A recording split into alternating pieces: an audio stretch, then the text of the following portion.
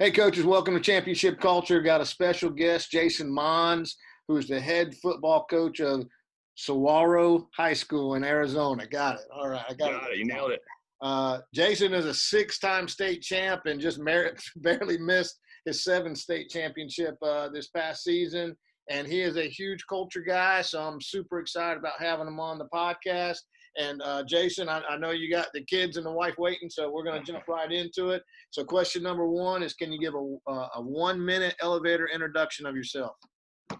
Yeah, Coach, thanks for having me on. My name is Jason Mohns, head football coach at Saguaro High School out in Scottsdale, Arizona. 4A school, actually now a 5A school. Last year we played for the Open Division State Championship, which was the top 8 teams in the state, regardless of division, played in the same state championship tournament. So it was the first time they had done it. We made it all the way to the state championship game, and we fell 7 points short. Couldn't quite get on that onside kick at the end to try to give ourselves a shot, but it's been a hell of a run. I started coaching football at the youth level, and never had any intentions of coaching high school football. I was a student at Arizona State University. I was working for the city of Scottsdale as a part-time job, and I got into coaching youth sports and coaching flag football, and then I got kind of suckered into coaching Pop Warner, and then somebody called me and asked if I wanted to coach freshman football, and I told them I didn't think I was qualified, and they said, well, just come on out. And shoot, that was 2007, and now I'm getting ready to go into my 9th year as a head coach at Saguaro, and have been blessed to be in a great situation with phenomenal players, phenomenal coaches, and phenomenal support. So I'm one of the lucky ones.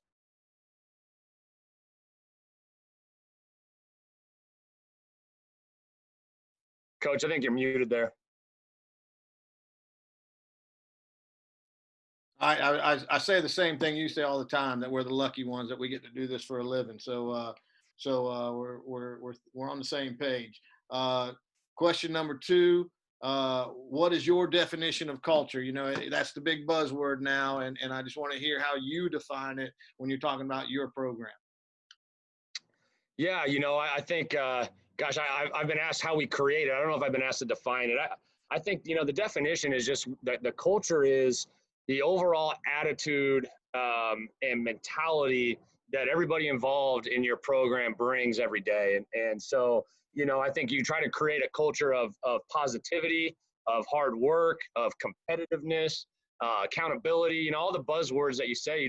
You want to build a place where, the kids want to be, where they feel appreciated for the hard work and the sacrifices they make, that they're treated with respect as long as they work hard and do the things that you ask them to do to earn it. But I'm more the new school, which is I'm going to treat you with respect until you do something to lose it. I'm not going to make you earn it from you. I'm going to give it to you right off the bat, and I'm going to thank you for the work you put in. I'm going to tell you you're special, because most kids, these kids' ages, they're making other choices. It's a lot easier to not come out for football, and you don't need to do it to be popular. You don't need to do it to get the girls.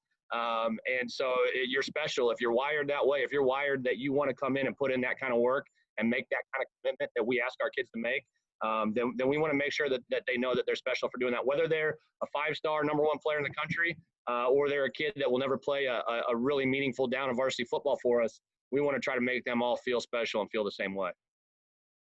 That's awesome. I think, nowadays kids can go months without someone telling them that they're special and they're made of the right stuff. So they need it when they're around us. All right, here's number 3 is kind of the nuts and bolts. What are the 3 best things you do to build culture in your program?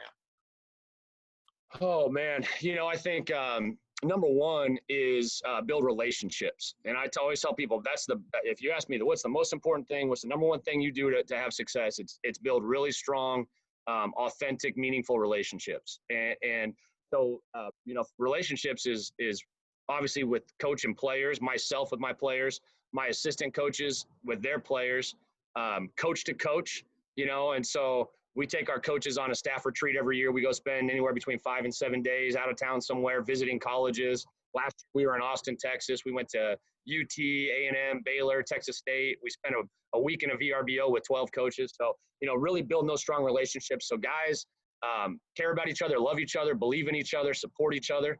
And then they pass that message down to the kids. And I think, empowering our coaches to build relationships with kids. I think sometimes as a head coach, you want to be the focal point and the center of attention. And I try to empower my coaches to have those own relationships. I hope my assistant coaches are their position player's favorite coach on our staff. I think that's the way you approach it. I don't want to be everybody's favorite coach because I can't coach everybody all the time. And so you want to empower those guys to do that. And then relationships, obviously, on campus, relationships with the teachers and the administrators and the athletic trainer and the equipment manager. I think, and I was guilty of it early in my career. I thought that athletic trainer worked for me, and it was, and I was grumpy at her all the time. Like she was our adversary and she wasn't helping us. And, the minute I realized that she cared about our kids and she had their best interests and she was trying to help the program, and I embraced that, and I made her a part of our program and made her a part of our coaching staff, got her all the same gear all the other coaches got. It was that relationship just blossomed, and now I feel like she's one of our biggest advocates that we have. So I think that the relationship goes a lot further than just coach to player. I think it's a broad spectrum. I think that's number one for me is relationship. I think competition is huge, and you can talk about the warm and fuzzies all day, relationships, and you're special, and I love all that stuff. But at the end of the day, I want my kids to know, man, I'm a cold-blooded competitor, and I hate to lose, and I expect to be surrounded by a bunch of men that feel the same way, and so that's a big thing is trying to foster that competition. And I want my kids to know, man, I love you and I care about you. But at the end of the day, man, we're here for one reason, and that's to win football games. And then all the other stuff will take care of itself. And we're gonna make sure to stay on top of your academics and all that stuff. But don't lose sight of why we're here. We're here to win, and we embrace that. We've won at a high level for a long time. We come in every year, and there hasn't been one year since I've been there that our goal was not to win a state. That was the only goal, right? I mean, and that's a tough position to be in sometimes. One of my buddies that's known me for a long time, they said, man, there's a lot of gray in this thing, and when I started coaching, when I took over as head coach, I was 30 years old. When I started coaching, I was 25, and I was like, man, when your only goal every year is to win a state championship, it'll put some gray on you pretty quick. But we've embraced that. Our kids, our coaches, everybody, that's what our program's about. We don't hang region banners, and that's no offense, because if you're at a program where you're trying to build up those expectations, then region titles are great. But once you reach that pinnacle, then you want to make sure you're always elevating what your expectations are for your program. We don't ever want to take a step back. We don't ever want to settle for anything less. And so I think that's been a big part of what we've done is create really strong relationships, and then have a goal. We want to win at the very highest level, and that's really important. So and then I think the third part of that is gosh, I don't know, coach, is like having fun and making it a place where everybody wants to be. Like I said, when it came down to the relationship part and being special, is create a culture where you can draw the line where when it's not business time, you can cut loose and you can have fun, and you can laugh and joke and clown around, and the kids feel comfortable, like they can let their hair down and be themselves. And then be able to really get everybody on the same page, that when it's time to get serious, that everybody knows what that command is, that whistle, that whatever that keyword is, and it's time to go to work. And then you cut off all the BS and you get down to business. So I think we've been able to do those three things, and we've had a lot of success with that, where kids want to be there. They're made to feel special. They know we're going to compete like hell, and we're gonna have a lot of fun doing those things. That's awesome, man. A big part of this is putting some things out there that people can steal. And I'm stealing your cold-blooded competitor term there. I love it.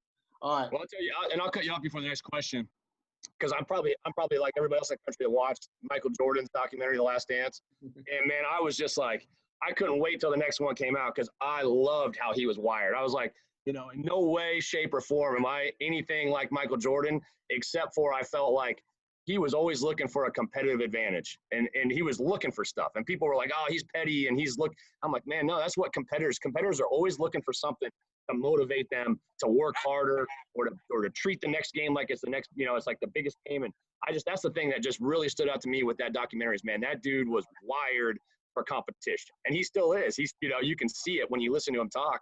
He still goes back into things that happened 30 years ago, and you can tell he's still salty and still pissed about some of that stuff. He'd love to run some of those games back against some of those teams that beat him. Yeah, I got you, and I'm with you on it. And that's and I think that's one of those areas where the kids will mirror you if you've got that competitiveness to you, that toughness to you. And we talk about, I think I stole it from one of the Arizona teams, that OKG's our kind of guys. That's Yep. one of ours is a true competitor. That's to Yep. be our kind of guy. You got to be a dang competitor. Yeah, that's All right. Rich Rod. Yeah, was that Rich Rod? Yep. All right. Number 4. This is a big one, and you're probably in a great position to answer this one. What do you know now that you wish you knew when you first got started? Oh man, I'll tell you exactly what, because it's the biggest mistake I made my first year. I took over a program that had won at a high level, so I didn't turn around a nothing program and make them great. I took over a great program and tried to elevate it.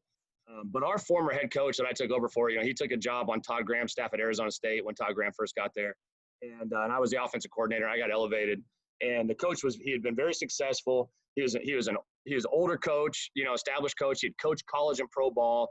He was a former Marine.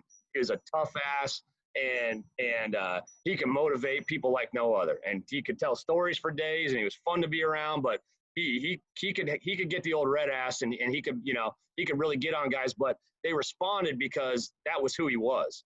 And I think my first year as a head coach, I tried to emulate him and the things that he had done to be successful. And I didn't play college or pro ball. I didn't coach college or pro ball. I wasn't a Marine. That just wasn't me. I started as a youth coach, and so what made him great was not what made me great. And I tried to be more like him, and it wasn't authentic. I don't think my coaches that were on my staff had any fun.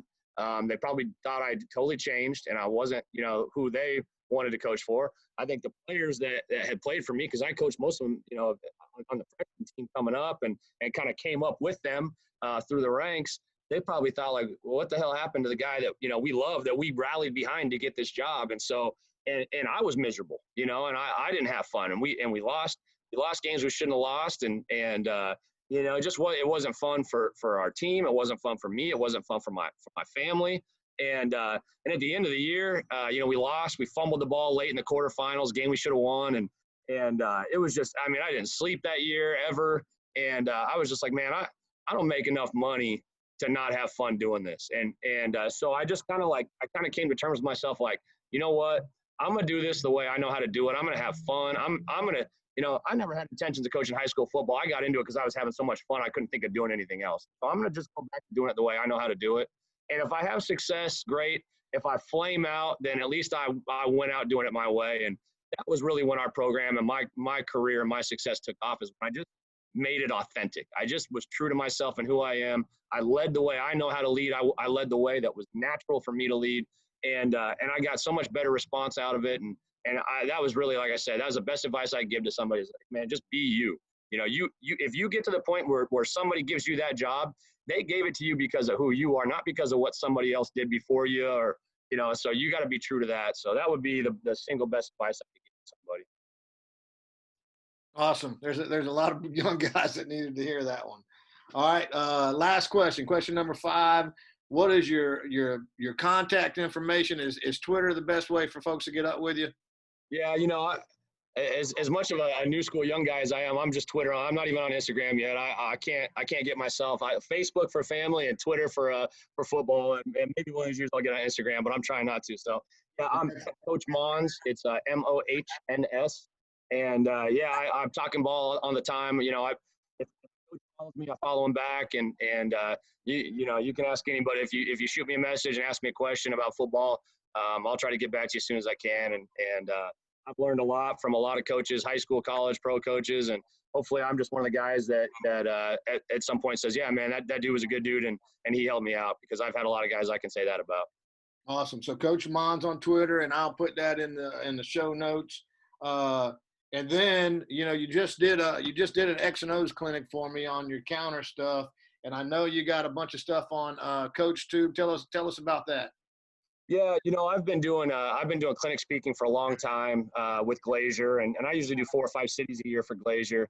And so this year, with the COVID stuff, I finally decided I was just going to get everything up there. So I think I've got about 16 courses. I'm an offensive guy, so It's all offensive stuff. I've got how to install your offense, like how we use a 4-day install over spring.